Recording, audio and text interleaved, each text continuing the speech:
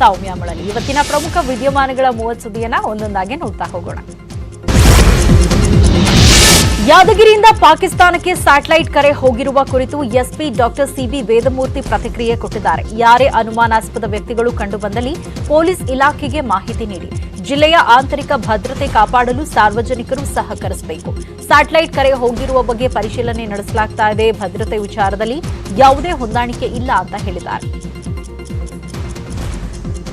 ಅಪರಿಚಿತ ವ್ಯಕ್ತಿಗಳು ಯಾರೇ ಬಂದು ಮನೆ ಬಾಡಿಗೆ ಕೇಳಿ ನಿಮ್ಮ ಮನೆಗೆ ಬರ್ತಾರೆ ಅಂತಂದರೆ, ಅಥವಾ ನಿಮ್ಮ ಸನಿಹದಲ್ಲಿರುವ ಯಾವುದೇ ಬಿಲ್ಡಿಂಗಲ್ಲಿ ಅವರು ಇದ್ದು ಜನರನ್ನೆಲ್ಲ ಕರೆದು ಮಾತಾಡ್ತಾ ಇದ್ದಾರೆ, ಸಂಶಯಾಸ್ಪದವಾಗಿ ಇದ್ದಾರೆ ಅಂತಂದರೆ ದಯವಿಟ್ಟು ನಮಗೆ ನಾಗರಿಕರು ಮಾಹಿತಿ ನೀಡಿ. ಮತ್ತು ಅಪರಿಚಿತ ವ್ಯಕ್ತಿಗಳು ರಾಜ್ಯದಲ್ಲಿ ಸ್ಯಾಟಲೈಟ್ ಫೋನ್ ಬಳಕೆ ಬಗ್ಗೆ ಗೃಹ ಸಚಿವ ಆರ್ಗ ಜ್ಞಾನೇಂದ್ರ ವಿಧಾನಸಭೆ ಕಲಾಪದಲ್ಲಿ ಸ್ಫೋಟಕ ಮಾಹಿತಿ ಹೊರಹಾಕಿದ್ದಾರೆ. ಸ್ಯಾಟಲೈಟ್ ಫೋನ್ ಬಗ್ಗೆ ಕಾಂಗ್ರೆಸ್ ನಾಯಕ ಖಾದರ್ ಕೇಳಿದ ಪ್ರಶ್ನೆಗೆ ಉತ್ತರಿಸಿದ ಸಚಿವ ಆರ್ಗ ಜ್ಞಾನೇಂದ್ರ, ರಾಜ್ಯದಲ್ಲಿ 220 ಸ್ಯಾಟಲೈಟ್ ಫೋನ್ಗಳು ಬಳಕೆ ಆಗ್ತಿವೆ. ಇಲ್ಲಿಂದಲೇ ಅಂತಾರಾಷ್ಟ್ರೀಯ ಮಟ್ಟದ ಕರೆಗಳು ಹೋಗ್ತಾ ಇವೆ. ಈ ಸಂಬಂಧ ಕೇಂದ್ರ ಗುಪ್ತಚರ ಇಲಾಖೆ ಹಾಗೂ ರಾಡ್ ಜೊತೆ ಸಂಪರ್ಕದಲ್ಲಿದ್ದೇವೆ. ಶಂಕಿತರ ಮೇಲೆ ನಮ್ಮ ಪೊಲೀಸರು ಕಣ್ಣಿಟ್ಟಿದ್ದಾರೆ ಅಂತ ಮಾಹಿತಿಯನ್ನ ಕೊಟ್ಟರು. ನೋಡಿದ್ದೇವೆ. 2011ರ ಮುಂಬೈ ಭಯೋತ್ಪಾದನಾ ದಾಳಿಯ ನಂತರ ಡೈರೆಕ್ಟರ್ ಜನರಲ್ ಆಫ್ ಶಿಪ್ಪಿಂಗ್ ರವರು ತಮ್ಮ ಸುತ್ತೋಲೆ 2012ರಲ್ಲಿ ಭಾರತೀಯ ಸಾಗರದಲ್ಲಿ ಸ್ಯಾಟಲೈಟ್ ಫೋನ್ಗಳ ಬಳಕೆಯನ್ನು ನಿಷೇಧ ಮಾಡಿದ್ದಾರೆ. ಇಡೀ ದೇಶದಲ್ಲಿ ಇದರ ಬಳಕೆಯನ್ನು ಜನರಲ್ ಆಗಿ ನಿಷೇಧಕ್ಕೆ ಒಳಗಾಗಿದೆ. ಅಂಥ ನಿಷೇಧಕ್ಕೆ ಒಳಗಾಗಿರ್ತಕ್ಕಂಥ ಟೆಲಿಫೋನ್ ವ್ಯವಸ್ಥೆಯನ್ನು ಅಲ್ಲಲ್ಲಿ ಉಪಯೋಗಿಸುವಂಥದ್ದು ಕಂಡುಬಂದಿದೆ. 2020ರಲ್ಲಿ 256 ಮಾಹಿತಿಗಳು ಸಂಗ್ರಹ ಆಗಿದೆ. 2020 ಫೇಸ್ಬುಕ್ ಯುವತಿಗೆ ಮಿಲಿಟರಿ ಸೀಕ್ರೆಟ್ ರವಾನೆ ಮಾಡಿದ್ದ ಆರೋಪದಲ್ಲಿ ಜಿತೇಂದರ್ ಸಿಂಗ್ಗೆ ಸಿಸಿಬಿ ಪೊಲೀಸರು ಫುಲ್ ಡ್ರಿಲ್ ಮಾಡ್ತಿದ್ದಾರೆ. ಖಾಕಿ ತನಿಖೆ ವೇಳೆ ಸ್ಫೋಟಕ ಮಾಹಿತಿ ಬಯಲಾಗ್ತಾ ಇದ್ದು, ಶಂಕಿತ ಗೂಢಾಚಾರಿ ಕರಾಚಿ ಇಂಟೆಲಿಜೆನ್ಸ್ ಆಪರೇಟರ್ ಜೊತೆ ನಂಟು ಹೊಂದಿದ್ದಂತೆ ವಾಟ್ಸ್ಆಪ್ ಮೂಲಕವೇ ಸಂಪರ್ಕ ಸಾಧಿಸ್ತಾ ಇದ್ದ ಆರೋಪಿ ಜಿತೇಂದರ್ ಸಿಂಗ್ ಸೇನಾ ಫೋಟೋ ಮತ್ತು ಮಾಹಿತಿಯನ್ನು ರವಾನಿಸಿದ್ದಂತೆ ಪೊಲೀಸರ ವಿಚಾರಣೆ ವೇಳೆ ಪಾಕಿಸ್ತಾನದ ಐಪಿ ವಿಳಾಸ ಇದ್ದ ಮೊಬೈಲ್ ಬಗ್ಗೆಯೂ ಮಾಹಿತಿ ನೀಡಿದ್ದಾನೆ. ಈ ಬಗ್ಗೆ ಕಾಟನ್ಪೇಟೆ ಪೊಲೀಸ್ ಠಾಣೆಯಲ್ಲಿ ಕೇಸ್ ದಾಖಲಾಗಿದೆ. ರಾಜ್ಯದಲ್ಲಿ ದಿನೇ ದಿನೇ ಕೊರೋನಾ ಸೋಂಕಿನ ಸಂಖ್ಯೆ ಕಡಿಮೆ ಆಗ್ತಾ ಇದೆ. ಹೀಗಾಗಿ ಚಿತ್ರಮಂದಿರಗಳಲ್ಲಿ 100% ಸೀಟ್ ಭರ್ತಿಗೆ ಅವಕಾಶ ನೀಡುವಂತೆ ನಿರ್ಮಾಪಕರು ಮನವಿ ಮಾಡಿದ್ದಾರೆ. ಆರೋಗ್ಯ ಸಚಿವ ಡಾಕ್ಟರ್ ಕೆ ಸುಧಾಕರ್ ಭೇಟಿ ಮಾಡಿದ ನಿರ್ಮಾಪಕರು 100% ಸೀಟ್ ಭರ್ತಿಗೆ ಅವಕಾಶ ನೀಡದೇ ಇರೋದ್ರಿಂದ ನಿರ್ಮಾಪಕರಿಗೆ ತುಂಬಾ ಸಮಸ್ಯೆಗಳಾಗ್ತಾ ಇದೆ. ಸಾಲು ಚಿತ್ರಗಳು ಬಿಡುಗಡೆಗೆ ಸಿದ್ಧವಾಗಿವೆ. ಹಾಗಾಗಿ ಪೂರ್ಣ ಪ್ರಮಾಣದ ಸೀಟು ಭರ್ತಿಗೆ ಅವಕಾಶ ನೀಡುವಂತೆ ಮನವಿಯನ್ನ ಮಾಡಿದ್ದಾರೆ. ಇದಕ್ಕೆ ಪ್ರತಿಕ್ರಿಯಿಸಿರುವ ಸಚಿವ ಸುಧಾಕರ್ ತಾಂತ್ರಿಕ ಸಲಹಾ ಸಮಿತಿ ಜೊತೆ ಚರ್ಚೆ ಮಾಡಿ ತೀರ್ಮಾನ ಮಾಡುವುದಾಗಿ ಹೇಳಿದ್ದಾರೆ. ಈಗ ಚಿತ್ರ ನಿರ್ಮಾಪಕರು, ಚಲನಚಿತ್ರ ನಿರ್ಮಾಪಕರು ಮತ್ತು ಪ್ರದರ್ಶಕರು ಇವರು ಬಂದು ಮಾನ್ಯ ಮುಖ್ಯಮಂತ್ರಿಗಳ ಜೊತೆ ಕೂಡ ಮೊನ್ನೆ ಕಳೆದ ವಾರ ಭೇಟಿಯಾಗಿದ್ದರು. ಇವತ್ತು ನನ್ನ ಜೊತೆ ಮತ್ತೆ ಭೇಟಿಯಾಗಿ ಆದಷ್ಟು ಶೀಘ್ರದಲ್ಲಿ 100% ನಮಗೆ ಅನುಮತಿಯನ್ನು ಕೊಡಬೇಕು ಅಂತ ಅವರು ಮನವಿಯನ್ನು ಮಾಡಿದ್ದಾರೆ. ನಾವು ಚಲನಚಿತ್ರ ಮಂದಿರಗಳಿಗೆ ಮತ್ತು ಅವರಿಗೆಲ್ಲ ಕೂಡ ಸಹಕಾರ ಕೊಡಬೇಕು ಅಂತ ಸರ್ಕಾರದ ಉದ್ದೇಶ ಇದೆ. ಆ ನಿಟ್ಟಿನಲ್ಲಿ ಸರ್ಕಾರ ಪಾಸಿಟಿವ್ ಆಗಿ ಥಿಂಕ್ ಮಾಡ್ತಾ ಇದೆ. ನಾವು ಈಗಾಗಲೇ 10 ದಿನದ ಹಿಂದೆ ನಮ್ಮ ಮಾನ್ಯ ಮುಖ್ಯಮಂತ್ರಿಗಳನ್ನ ಭೇಟಿಯಾಗಿ ಅವ್ರ ಹತ್ರ ನಮ್ಮ ಕಷ್ಟ ಸುಖಗಳನ್ನ ನಾವು ಹೇಳ್ಕೊಂಡಿದ್ದೋ. ಅವರು ಕೂಡಲೇ ಅದಕ್ಕೆ ಸ್ಪಂದಿಸಿ ಮಾನ್ಯ ಸಚಿವರಾದ ಆರೋಗ್ಯ ಸಚಿವರಾದ ಸುಧಾಕರ್ ಸರ್ ಅವರ ಜೊತೆಯಲ್ಲಿ ಕೂರಿಸ್ಕೊಂಡು ಪೂರಕವಾದ ಒಂದು ವಾತಾವರಣ ಇರೋದರಿಂದ ಖಂಡಿತ ಚಿತ್ರರಂಗಕ್ಕೆ ಏನಾದರೂ ಒಂದು ನಾವು ಈ ಸಲ ಮಾಡಿಕೊಡ್ಬೇಕು, ತುಂಬ ಕಷ್ಟ ಅನುಭವಿಸ್ತಾ ಇದ್ದಾರೆ ಅಂತ ಹೇಳಿ ಅವರು ಕೂಡ ಕೂಡಲೇ ಸ್ಪಂದನೆ ಮಾಡಿದ್ರಿಂದ ಸುಧಾಕರ್ ಸರ್ ಅವರು 10 ದಿನದಿಂದ ಇದ್ರ ಬಗ್ಗೆ ತುಂಬ ಚರ್ಚೆಗಳನ್ನ ಮಾಡಿ ಟೆಕ್ನಿಕಲ್ ಟೀಮ್ ಜೊತೆ ಕೊರೋನಾದಿಂದ ಹೈರಾಣಾಗಿರೋ ರಾಜ್ಯದ ಜನರಿಗೆ ಬಿಗ್ ರಿಲೀಫ್ ಸಿಗೋ ಸಾಧ್ಯತೆ ಇದೆ. ರಾಜ್ಯದಲ್ಲಿ ಮತ್ತಷ್ಟು ಅನ್ಲಾಕ್ ಆಗೋ ಸುಳಿವು ಸಿಕ್ಕಿದ್ದು ಶೀಘ್ರದಲ್ಲೇ ಸರ್ಕಾರದ ಮಟ್ಟದಲ್ಲಿ ಮಹತ್ವದ ಸಭೆ ನಡೆಯಲಿದೆ. ಈ ವೇಳೆ swimming pool, pub, club open ಮಾಡೋ ಬಗ್ಗೆ ಚರ್ಚೆ ನಡೆಸಲಿದ್ದಾರೆ. ಕಳೆದ 60 ದಿನಗಳಿಂದ ಕೋವಿಡ್ ಸೋಂಕಿನ ಸಂಖ್ಯೆ ಕಡಿಮೆಯಾಗಿದೆ. ಲಾಕ್ಡೌನ್ ತೆರವಾದ ಬಳಿಕ 90% ಚಟುವಟಿಕೆ ಶುರುವಾಗಿದೆ. ಉಳಿದ ಕೇವಲ ಕೆಲವು ಉದ್ಯಮಗಳಿಗೂ 100% ಅನ್ಲಾಕ್ ಮಾಡುವುದಕ್ಕೆ ಸರ್ಕಾರ ಚಿಂತನೆಯನ್ನ ನಡೆಸಿದೆ.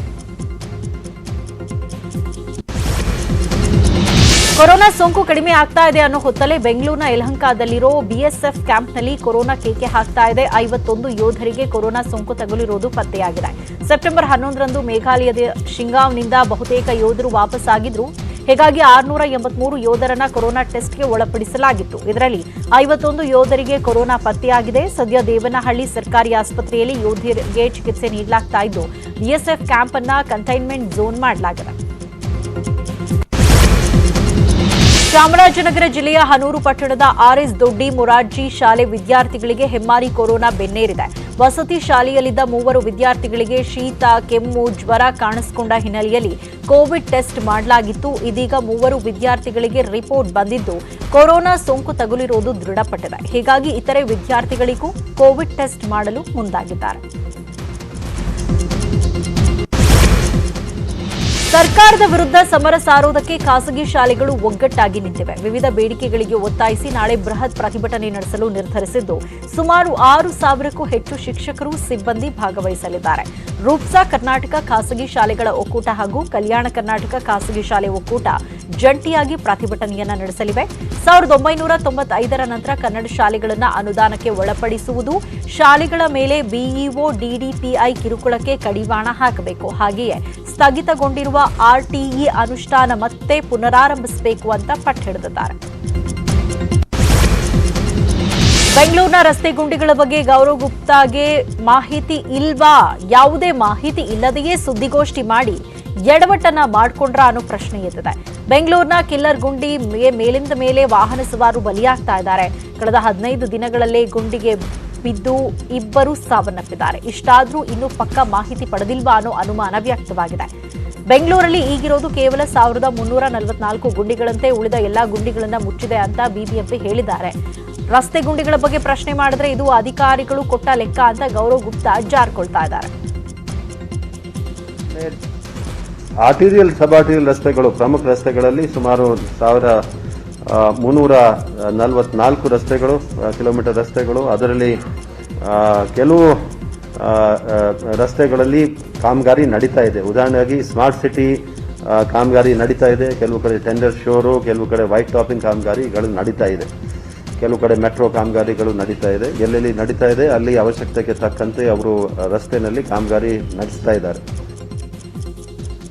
ಆರ್ಟಿರಿಯಲ್, ಸಬ್ ಆರ್ಟಿರಿಯಲ್ ರಸ್ತೆಗಳು, ಪ್ರಮುಖ ರಸ್ತೆಗಳಲ್ಲಿ ಸುಮಾರು 1344 ರಸ್ತೆಗಳು, ಕಿಲೋಮೀಟರ್ ರಸ್ತೆಗಳು. ಅದರಲ್ಲಿ ಕೆಲವು ರಸ್ತೆಗಳಲ್ಲಿ ಕಾಮಗಾರಿ ನಡೀತಾ ಇದೆ. ಉದಾಹರಣೆಯಾಗಿ ಸ್ಮಾರ್ಟ್ ಸಿಟಿ ಕಾಮಗಾರಿ ನಡೀತಾ ಇದೆ. ಕೆಲವು ಕಡೆ ಟೆಂಡರ್ ಶೋರು, ಕೆಲವು ಕಡೆ ವೈಟ್ ಟಾಪಿಂಗ್ ಕಾಮಗಾರಿಗಳು ನಡೀತಾ ಇದೆ.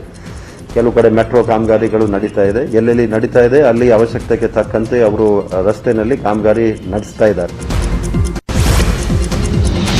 ಬೆಂಗಳೂರಿನ ಕಿಲ್ಲರ್ ರಸ್ತೆ ಗುಂಡಿಗಳ ವಿರುದ್ಧ ನ್ಯೂಸ್ 18 ಕನ್ನಡ ಹಮ್ಮಿಕೊಂಡಿರುವ ಅಭಿಯಾನಕ್ಕೆ ಬಿಗ್ ರೆಸ್ಪಾನ್ಸ್ ಸಿಗ್ತಾ ಇದೆ. ಇಷ್ಟು ದಿನ ಗುಂಡಿ ಮಯವಾಗಿದ್ದ ಕನಿಂಗ್ಹ್ಯಾಮ್ ಸಮೀಪದ ರಸ್ತೆ ಈಗ ಗುಂಡಿ ಮುಕ್ತವಾಗಿದೆ.